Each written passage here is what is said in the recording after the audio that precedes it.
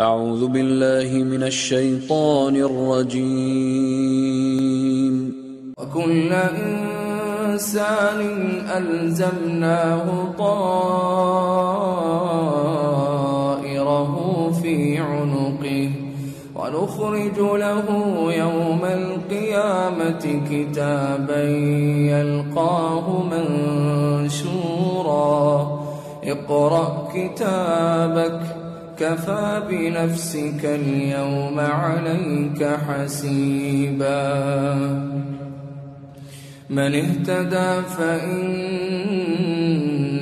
يهتدي لنفسه ومن ضل فإنما يضل عليها ولا تزر وازرة وزر أخرى